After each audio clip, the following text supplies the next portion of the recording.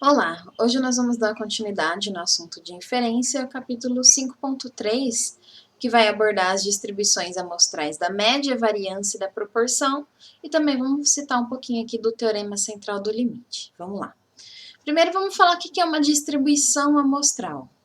Seja x1, x2 até xn uma amostra aleatória, esse I e D, lembrem, significa independente e identicamente distribuída, ou seja, um valor da variável não depende do outro e todos têm a mesma distribuição x. Isso significa ter uma amostra aleatória I e D, e ela é de tamanho n. Então, se eu tenho uma amostra de tamanho n de uma população, digamos que eu tenha essa t de x1 até xn, uma função real ou vetorial, cujo domínio inclui espaço amostral de x1 até xn. Ou seja, tem uma função aqui da amostra. Nesse caso, dizemos que a variável ou esse vetor aleatório é chamado de estatística. Então, essa função aqui da amostra, que eu estou denominando como y, para ficar mais fácil de chamá-la, eu estou chamando ela de estatística, porque é uma função somente da amostra. A distribuição de probabilidade da estatística y é chamada de distribuição amostral de y. Por que disso, então? Porque é uma distribuição de uma variável aleatória que depende de toda a amostra. Então, por isso vem esse nome de distribuição amostral. Então, uma estatística associada a algum parâmetro populacional é também chamada de estimador. Então, a ideia é que a gente conheça a distribuição amostral dos principais estimadores. Para que isso? Por que a gente está interessado em conhecer a distribuição amostral dos nossos estimadores? Para saber, quando a gente vai fazer uma estimação pontual, se aquela estimativa que a gente obteve é bastante precisa ou é pouco precisa. Isso é importante que a gente saiba, né? E essa precisão, ela nos dá através do erro padrão. E o erro padrão nada mais é do que o desvio padrão daquela minha estatística. Então, é importante a gente conhecer o erro padrão, né, o desvio padrão daquela minha estatística, porque quanto maior for esse erro padrão, menos precisão eu tenho com aquela minha estimativa, menos precisa ela vai ser. Tá? Então, a distribuição amostral, uma das ideias dela é justamente conhecer isso daí, tá bom? Por exemplo, a distribuição de probabilidades de x barra é chamada de distribuição amostral da média. Porque a gente está tentando conhecer a distribuição de probabilidades de uma estatística. Então, ela é chamada de distribuição amostral. E o x barra vem da média da amostra, então, por isso, distribuição amostral da média. Então, a gente vai ter interesse em conhecer essa distribuição e algumas outras, tá legal? Então, vamos começar justamente por ela, distribuição amostral da média. Para a gente falar nessa distribuição, a gente tem duas situações possíveis. Geralmente, quando a gente está interessado em conhecer a média, eu posso conhecer já de antemão a variância ou não. Vamos começar com o caso mais simples, que é quando eu conheço a variância populacional, para depois ir para o caso quando eu não conheço, tá? Os dois casos são possíveis. Então, a distribuição amostral da média é baseada nos resultados obtidos para x barra em todas as amostras possíveis de uma população conhecida, em que o nosso x barra é a soma de xi dividido por n. Então, a ideia de eu estudar a distribuição amostral de uma estatística é justamente tentar entender qual é o comportamento dessa estatística para todas as possíveis amostras de mesmo tamanho que eu possa tirar da minha população, tá? Por isso que existe distribuição de probabilidade dessa minha estatística, porque para cada possível amostra de tamanho n que eu possa tirar dessa minha população, eu posso obter um resultado diferente da minha estatística. Se para cada amostra diferente esse resultado da estatística, por exemplo, do x barra, variar bastante, então significa dizer que a variância dessa minha estatística é alta, portanto, o meu erro padrão é alto. Isso significa dizer que eu vou ter pouca precisão ao usar essa minha estatística, tá? Então, assim, a distribuição amostral da média nos dá uma ideia de como o x barra varia quando mudamos de uma amostra para outra. Dessa forma, estudando a distribuição amostral do x-barra, poderemos avaliar o quanto estamos errando ao utilizarmos o x-barra para estimar o mi. Então, sempre a ideia é estimar a média, então estimar o mi, o parâmetro da população. E aí, como eu só tenho os dados da amostra, eu vou usar o x-barra, que é a média da amostra, para tentar estimar o mi. Então, eu quero saber, a partir da distribuição do x-barra, será que eu estou errando muito? Será que eu estou errando pouco? E aí, para encontrar essa distribuição, a gente vai se utilizar de um resultado muito importante, muito conhecido na estatística, um dos resultados principais da estatística, que é o teorema central do limite, o TCL, tá? Algumas pessoas traduzem também como teorema do limite central. As duas nomenclaturas são possíveis, tá? Depende da tradução de cada um. Vamos ver no que ele nos diz. Seja x-barra a média amostral de x1, x2 até xn, em que eles são uma amostra aleatória de tamanho n, de uma distribuição com média mi e desvio padrão sigma, em que o sigma, obviamente, ele é positivo, mas aqui para o teorema ele tem que ser finito, ele tem que ser menor do que o infinito, tá? Então, a distribuição da variável aleatória, que eu estou chamando aqui de Zn, esse n é só para indicar que depende de uma amostra de tamanho n, tá?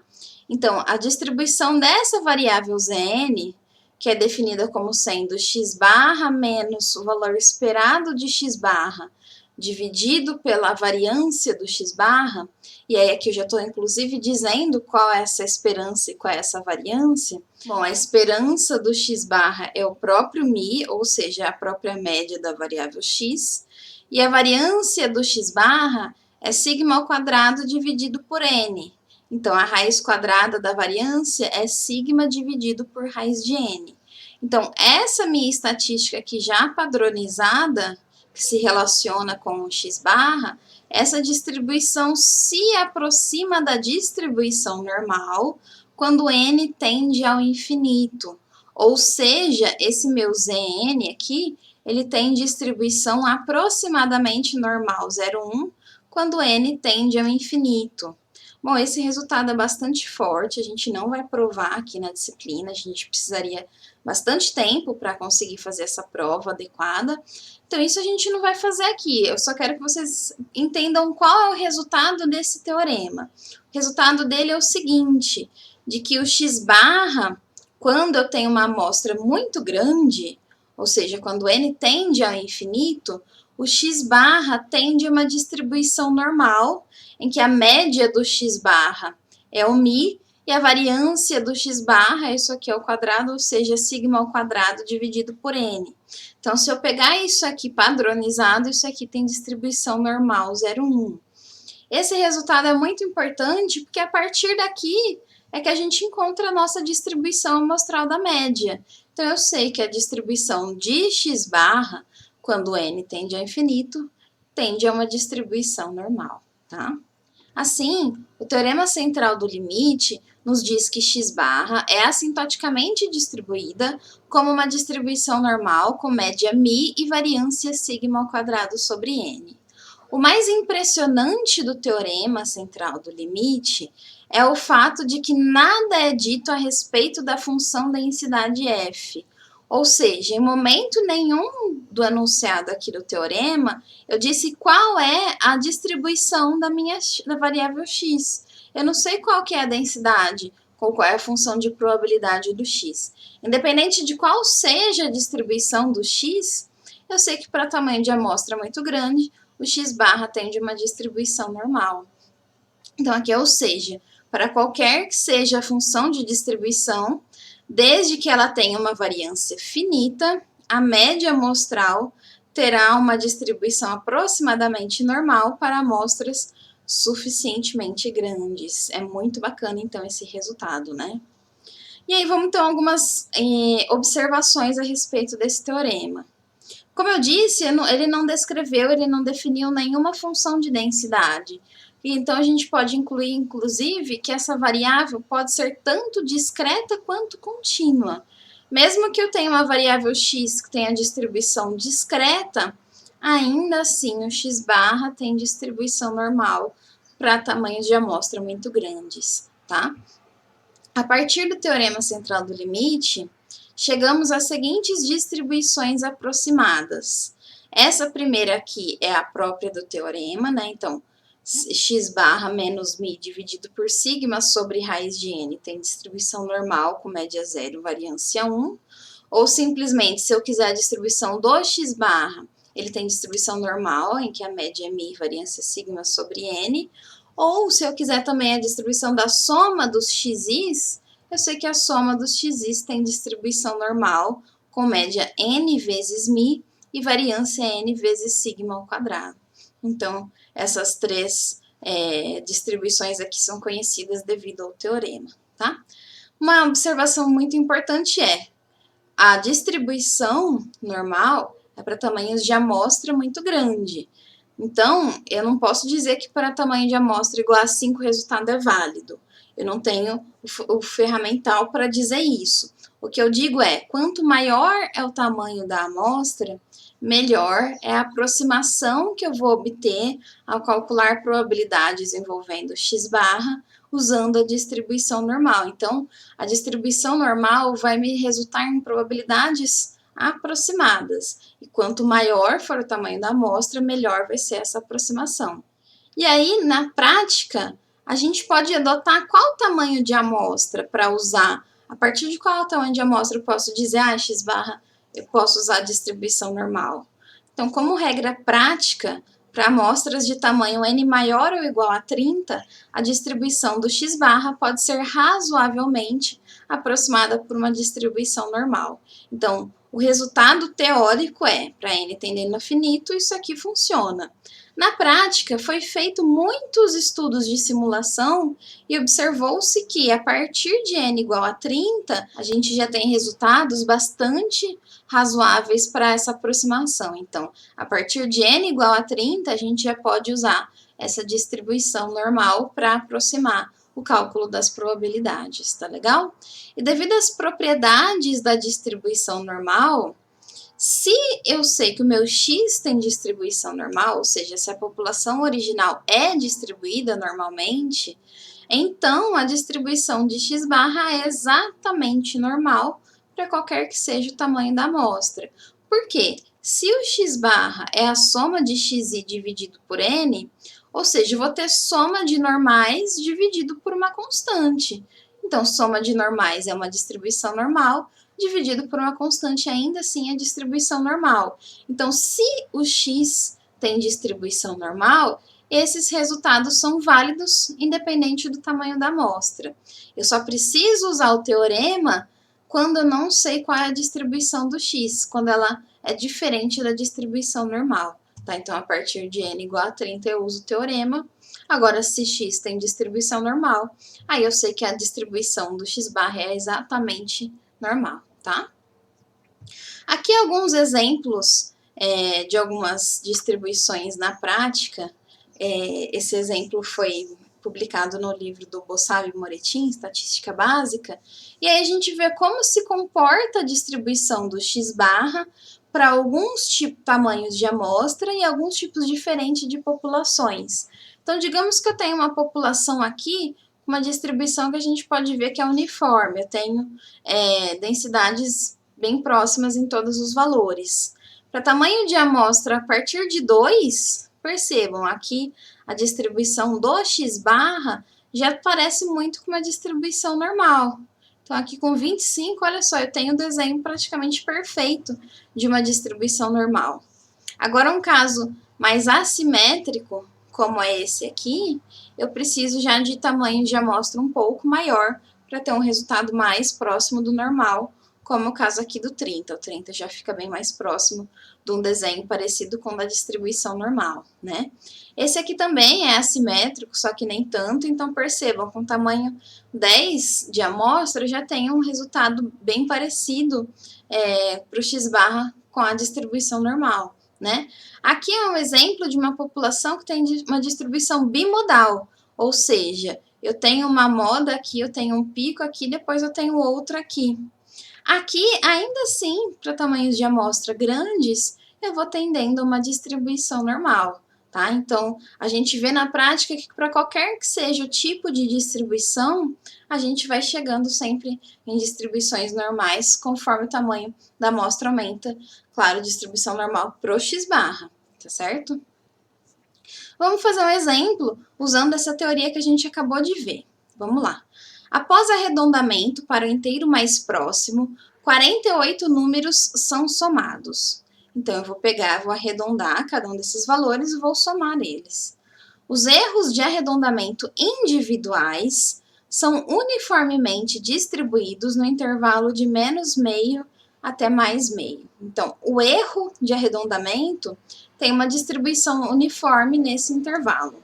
Qual a probabilidade de que a soma dos números arredondados seja diferente da verdadeira soma por mais de 3 unidades, em ambos os sentidos? Ou seja, se eu estou somando 48 números arredondados e eu quero ver o erro desses 48 números somados, então eu vou somar esses 48 erros de arredondamento. Então, eu quero trabalhar com soma de xi em que cada xi tem distribuição uniforme de menos meio até meio. Será que eu consigo usar o resultado do teorema? Bom, eu consigo. Lembra que a gente viu que para qualquer que seja a distribuição do x, para n maior do que 30, a soma de xi a gente pode aproximar por uma normal, em que a média é essa e a variância é essa? O que a gente quer é a soma de xi. Como o nosso n é maior do que 30, 48, a gente pode usar esse resultado, né? Então, eu quero saber a probabilidade do erro estar no intervalo acima de 3 unidades ou abaixo do que menos 3, né? Então, é isso que a gente quer calcular. Então, eu posso pegar a soma do xi e aproximar para uma distribuição normal. Como que eu faço isso? Percebam, aqui eu preciso saber quem é a média de cada x e quem é a variância de cada x. O tamanho da amostra eu sei. Para saber quem é a média, basta a gente usar a fórmula da distribuição uniforme. Então, encontrar a média e a variância da uniforme. E aí a gente consegue encontrar da soma do xi. Então, o resultado está aqui, ó. Utilizando o teorema central do limite, obtemos uma solução aproximada. Lembram-se, a gente está aproximando a distribuição. Então, eu vou ter um cálculo de probabilidade aproximado. As minhas variáveis xi, para ir variando de 1 até 48, são os erros de arredondamento em que xi tem distribuição uniforme de menos meio até meio. Então, a esperança do xi é menos meio mais meio dividido por 2. Basta eu somar esses dois valores e dividir por 2. Então, a média mi das minhas variáveis x é 0. E a variância sigma ao quadrado é a variância da uniforme, que no caso, basta eu pegar esse valor menos essa subtração eu levar ao quadrado e dividir por 12. Se eu fizer isso aqui, eu chego em 1 sobre 12. Lembre-se, isso aqui é a aplicação da fórmula da distribuição uniforme, tá? E aí, então, eu vou ter que, se o arredondamento que eu estou chamando aqui de E, o arredondamento para os 48 números, eu posso escrever como sendo a soma de distribuições uniformes, então eu digo que a distribuição do meu erro de arredondamento é aproximadamente normal, em que a média é 48 vezes a média e a variância é 48 vezes a variância. Então, o meu erro de arredondamento total tem uma distribuição aproximadamente normal, com média 0 e variância 4. Então, usando esse resultado, eu vou calcular a probabilidade do meu erro ser maior do que mais 3 ou menor do que menos 3. Isso aqui é a mesma coisa do que eu fazer essa primeira probabilidade multiplicada por 2. Aqui o meu erro eu passo para a variável z, então menos 3 menos a média dividido pela raiz quadrada de 4, tá aqui. Então, basta fazer 2 vezes a probabilidade de z ser menor que menos 1,5. E esse resultado final me resulta em 0,1336. Então, aqui eu usei do resultado do teorema central do limite para conseguir encontrar a distribuição da soma de xi, mas eu poderia estar interessada no resultado diretamente do próprio x-barra ou dessa ainda minha distribuição padronizada, tá? Então, o resultado do teorema central do limite, ele vem trazer para a gente uma informação de como encontrar a distribuição amostral da nossa média. Então, tá aqui uma aplicação desse resultado, tá legal? Agora, a gente vai ver quando a variância é desconhecida. O que acontece? Se a variância é conhecida, a nossa distribuição do x-barra envolve o sigma, né? Mas e se eu não conheço o sigma? O que eu faço para encontrar a distribuição pro x-barra? Bom, agora ela vai depender, então, do meu S quadrado, que é o estimador que eu uso para encontrar a estimativa para variância, né? Então, o estimador S quadrado é um estimador para o sigma ao quadrado, então eu vou usar ele na fórmula que a gente tinha, lembra? X barra menos mi dividido por sigma. Agora eu vou transformar, ao invés de x barra menos mi dividido por sigma, eu vou dividir por S quadrado. Percebam que agora o S quadrado também é uma variável aleatória. Então, eu tenho x barra aqui, que é uma variável aleatória, e a soma de xi menos x barra, que é o quadrado, também é variável aleatória. Então, agora, eu não tenho mais uma distribuição normal, porque isso aqui é normal, isso aqui é constante, e isso aqui não é mais constante. Isso aqui tem uma outra distribuição, que já a gente vai ver o que é.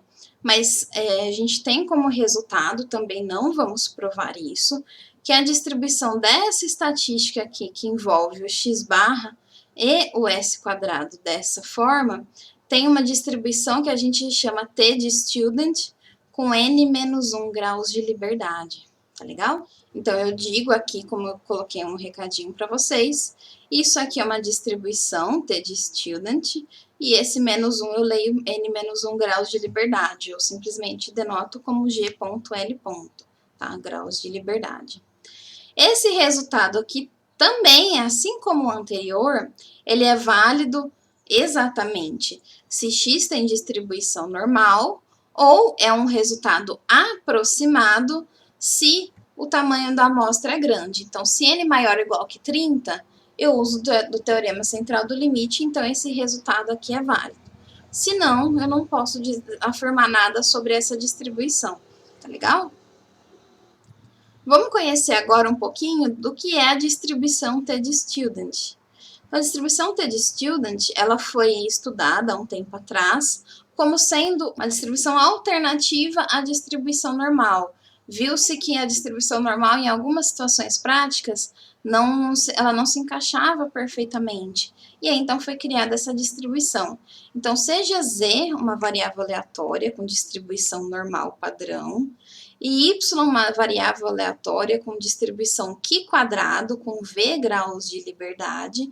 A gente daqui a pouquinho vai ver o que é essa distribuição Qi quadrado, aguentem só um pouquinho, em que Z e Y são independentes. Então, essa estatística Tzinha aqui que eu estou chamando, que é essa Z, ou seja, é uma variável com distribuição normal padrão, dividido por uma raiz quadrada de uma Qi quadrado dividido pelo seu grau de liberdade da Qi quadrado, isso aqui tem uma distribuição T de student com V graus de liberdade. Isso aqui parece a nossa estatística lá? Sim, porque a parte aqui de cima, a gente tem que isso aqui tem uma distribuição normal padrão, né? Essa parte aqui de baixo, que é isso aqui, a gente já vai ver que essa soma aqui tem uma distribuição Qi quadrado, e esse daqui é o grau de liberdade, tá? Então, a raiz quadrada da Qi quadrado sobre o seu grau de liberdade, então, isso aqui, essa divisão toda, tem uma T de student com esse V graus de liberdade. No nosso exemplo, nosso grau de liberdade é esse n menos 1, tá? A nossa notação é esta estatística T tem distribuição T de student, a gente usa esse Tzinho, com V graus de liberdade. Por isso que aqui tem um Tzinho n menos 1. N menos 1 graus de liberdade. O que é esse grau de liberdade? Simplesmente é o parâmetro. Como tem o mi e o sigma ao quadrado da normal, como tem o p da binomial, eu tenho o grau de liberdade da T de student, tá?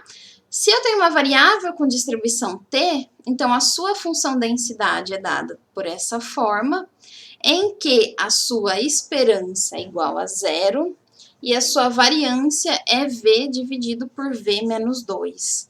Então, a gente, sabendo quem é o grau de liberdade, a variância é o grau de liberdade dividido por ele menos 2, tá? E a esperança da t-de-student é 0.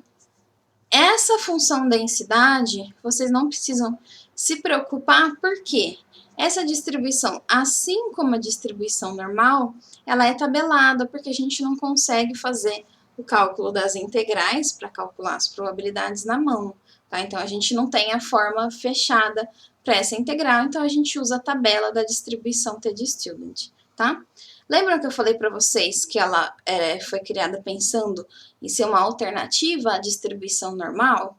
Então, aqui a gente comparando a t com uma normal padrão, a gente vê que ela é muito parecida, só que o formato dela, quando o grau de liberdade é pequeno, é um pouco diferente do que a normal. Quando a gente vai tendo um grau de liberdade maior, aqui 100, por exemplo, as duas coincidem. Então, a normal e a t-de-student são distribuições bastante parecidas, tá? As duas são em formato de sino, elas são simétricas ao redor da média, só que o formato aqui, quando o grau de liberdade da t é pequeno, é um pouquinho diferente da normal padrão, tá legal? Então, como encontrar valores usando a tabela? O que a tabela me dá são sempre valores tais que a probabilidade entre esse valor e o negativo dele vale 1 menos P, ou seja, a probabilidade do valor tzinho de C para frente mais a probabilidade do valorzinho tzinho de C para trás, essas probabilidades juntas formam um valor P. Então, a tabela da distribuição t-de-student contém vários possíveis valores de t de C, em que ele vai me dar somente os positivos, porque os negativos aqui são simétricos, né? Tais que a probabilidade de estar dentro desse intervalo é 1 menos P. E eles são correspondentes a alguns possíveis valores de P e a alguns possíveis graus de liberdade. Então, essa tabela é um pouco restrita. Se a gente quiser algo mais amplo, a gente pode usar um software, por exemplo. Então, eu vou lá e procuro qual é o P aqui desejado, digo qual é o grau de liberdade e vou procurar quem é esse meu tzinho C aqui, para conseguir encontrar quem ele é, tá? Então, essa daqui é a tabela da distribuição t-de-student. Como eu disse para vocês, ó, aqui está escrito embaixo. Quantis da distribuição T, graus de liberdade na margem esquerda da tabela e probabilidades P dadas no topo da tabela, tal que P sobre 2 é a probabilidade de T maior que um Tzinho, tá? Então, aqui eu vou entrar com o meu grau de liberdade. Então, se meu N, por exemplo, é 30, N menos 1 é 29, então meu grau de liberdade é 29. Então, eu vou vir aqui na linha do 29 e vou procurar o meu P de acordo com a probabilidade que eu quero. Lembrando que o P dado aqui na tabela, por exemplo, esse 10%, é a área dessa pontinha aqui mais essa pontinha, um pouco diferente do que a gente viu. Ou seja, essa área desse valor para frente vale 5%, e desse valor para trás vale mais 5%, para totalizar os 10%. Tá legal? Vamos ver um exemplo, não exatamente envolvendo a distribuição amostral da média, mas aplicando diretamente a tabelinha da T, um exemplo bastante simples. Calcule a probabilidade, aqui ó, P de T maior do que 2,201 em uma amostra de N igual a 12. Bom, se N é igual a 12, o grau de liberdade é N menos 1. Então, meu grau de liberdade é N menos 1. O que eu quero saber? Então, eu vou aqui na minha linha do N menos 1, ou seja, 12 menos 1, eu vou na linha do 11, vou procurar o valor que eu quero, 2,01, e aí eu vou encontrar quem é a probabilidade. Só que reparem, eu pedi só a probabilidade de T ser maior do que 2,01. Então, eu quero a probabilidade desse valor aqui para frente, eu não quero as duas juntas, tá? Se eu for nessa linhazinha aqui, eu vou achar esse valor, 2,201, e aí isso aqui me indica um P de 5%. Então, o que isso significa? que essa área desse valor para trás e desse valor para frente vale 5%. Mas eu quero só daqui para frente, eu não estou interessada nessa área de trás. Então, o que eu vou dizer? Que essa área do 2,201 para frente é a metade desse meu 5%. Então, tá aqui 5% dividido por 2, 0,025, tá? Então, 2,5% é a probabilidade da minha estatística T, com 11 graus de liberdade, assumir o valor maior do que 2,201, tá legal? Vamos ver como fazer esse mesmo cálculo usando o R-Commander. Basta a gente vir aqui em distribuições contínuas, e eu venho aqui distribuição T. A T é a T de student que a gente acabou de ver. E aí eu clico ou para calcular as probabilidades ou para encontrar os quantis, assim como a gente fez na normal. Então, tá aqui, probabilidade da distribuição T. Eu quero do valor 2,201 para frente. Então, cauda superior e meu grau de liberdade é 12 menos 1, ou seja, 11. Ele me resultou aqui no que a gente encontrou lá na tabela, aproximadamente 2,5%. Tá legal? Tranquilo de fazer, né? Então, o que a gente viu até aqui é que a distribuição amostral da média varia se eu tenho a informação ou não da variância. Se eu conheço a variância da minha população, eu sei que a distribuição envolvendo x barra é normal, e se eu não conheço o valor da minha variância, eu sei que a distribuição envolvendo agora o x barra com o s quadrado tem uma distribuição T, tá legal? Agora vamos dar uma olhadinha na distribuição amostral da proporção, tá? Então, suponha que queremos determinar a proporção de sucessos P de uma certa população. Então, aqui, quando a gente pensa em calcular a distribuição amostral da proporção, significa dizer o quê? Que a gente quer a distribuição da proporção amostral de sucessos que a gente está interessada em usar como estimador para esse meu parâmetro P, tá legal? Então, vamos definir primeiro, vamos começar definindo a minha variável de interesse, que é essa minha x, que ela vale 1 se ocorre o sucesso, 0 se ocorre o fracasso, portanto, x tem distribuição Bernoulli, certo? Em que a esperança da Bernoulli é o próprio P, e a variância da Bernoulli é o P vezes 1 menos P, né? Se eu retirar uma amostra de variáveis com distribuição Bernoulli, então eu vou ter aqui minhas possíveis amostras, né? Então, eu tenho minha amostra de tamanho N dessa minha população. E se eu pensar em criar uma nova variável, que eu vou chamar aqui de YN, esse N, de novo, indica aqui o tamanho da amostra.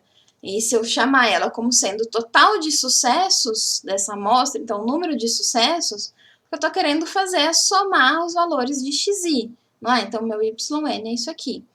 O que a gente sabe? Que o número de sucessos em N ensaios de Bernoulli tem distribuição binomial. Então, nosso YN tem binomial com parâmetros N e P, né? O que eu sei? Se eu quero estimar o meu parâmetro P, como que é o estimador desse meu parâmetro P? Então, meu P chapéu é o meu YN dividido por N, ou seja, a soma do xi dividido por N, que é o quê? A proporção amostral de sucessos. Então, é o número de sucessos que eu obtive naquela amostra dividido pelo tamanho da amostra. Então, se eu pensar que o P barra é escrito dessa forma, se eu pensar somente no YN, meu YN, ele é a soma de xi. Se eu quiser escrever a soma de xi a partir do x barra, eu consigo?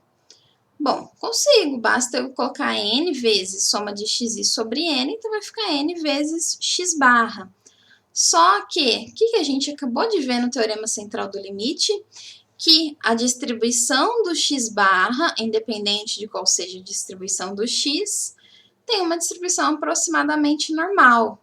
Então, esse meu x barra tem aproximadamente normal, em que a média é a própria média da variável x, e a variância é a própria variância da variável x dividido por n. Então, essa daqui é a distribuição do x barra. Mas quem que é o x barra? É o nosso p-chapéu, ou seja, note que na expressão acima, o x barra é a própria variável p-chapéu. E, desse modo, para n grande, podemos considerar a distribuição amostral de P como aproximadamente normal dessa forma. Então, a distribuição amostral do p-chapéu p-chapéu tem distribuição aproximadamente normal, com média P e variância P vezes 1 menos P dividido por n. E aí, se eu quiser não mais a distribuição do p-chapéu, e sim do soma de xi, né, o número de sucessos, basta eu transformar dessa forma e eu chego que a distribuição do yn é normal com n vezes p de média e n vezes p vezes 1 menos p de variância. Então, assim como na média, na distribuição amostral da média eu tinha a distribuição do x barra ou do soma de xi, aqui tem da mesma forma. Tá legal? Vamos ver o exemplo. O presidente de uma distribuidora acredita que 30% das encomendas feitas da firma são provenientes de clientes que compram pela primeira vez. Suponha que o presidente esteja correto e que a proporção populacional seja 30%. Uma amostra aleatória simples de 100 pedidos será usada para estimar a proporção de clientes que compram pela primeira vez. Bom, se o presidente está correto, então o meu P vale 30%, então 0,3, e eu tenho um tamanho de amostra de 100 elementos. Qual a distribuição amostral das proporções amostrais? Bom, o que eu sei? Que o p-chapéu tem aproximadamente uma distribuição normal. Por que eu posso dizer isso? Por conta do teorema central do limite, já que o meu tamanho de amostra é igual a 100, né? Qual que é a média do meu p-chapéu? É o próprio p, então 0,3. E qual que é a variância do meu p-chapéu? É o 0,3 vezes 1 menos 0,3 dividido por n. Então, essa daqui é minha média e minha variância. E eu sei, então, que o p-chapéu tem aproximadamente uma distribuição normal com essa média e com essa variância. Então, esse aqui é o meu item A. O meu item B é para que eu calcule a proporção amostral, a probabilidade da proporção amostral estar no intervalo entre 0,20 e 0,40. Ou seja, eu quero a probabilidade de 0,2 ser menor que o p-chapéu, ser menor do que 0,4. Para isso, basta a gente transformar para z a partir dessa distribuição que a gente tem aqui. Então, isso aqui vai ficar 0,2 menos a média, 0,3, dividido pela raiz quadrada disso aqui, em que esse n aqui é igual a 100, tá? Então, 0,3 vezes, aqui já vou colocar o 0,7 sobre 100, menor que os, agora não é mais o p-chapéu, agora é o z, menor que 0,4 menos 0,3 dividido por aquela variância. Bom, se vocês fizerem essa continha, isso aqui vai ficar a probabilidade de z estar entre menos 2,18 e mais 2,18, tá? Aí aqui basta a gente usar a tabelinha da distribuição normal para chegar no resultado, aproximadamente 0,97. Legal? Então, a probabilidade da minha proporção amostral de clientes que compram pela primeira vez está entre 20% e 40%, essa probabilidade é bastante alta, a probabilidade de 0,97. Supondo, claro, que o presidente da empresa esteja correto, que a proporção populacional de fato seja 30%. Tá legal? Então, é bastante simples. Vejam que a aplicação desse tipo de exercício não tem nada de muito complexo, né? Bom, e se eu tivesse aqui um item C nesse exercício que perguntassem qual é o erro padrão dessa minha do meu estimador p-chapéu? Bom, lembrem-se, o erro padrão, a gente já viu lá no começo das aulas de inferência, é o desvio padrão da distribuição do nosso estimador.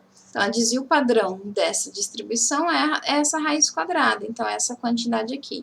Raiz quadrada de 0,3 vezes 0,7 dividido por n.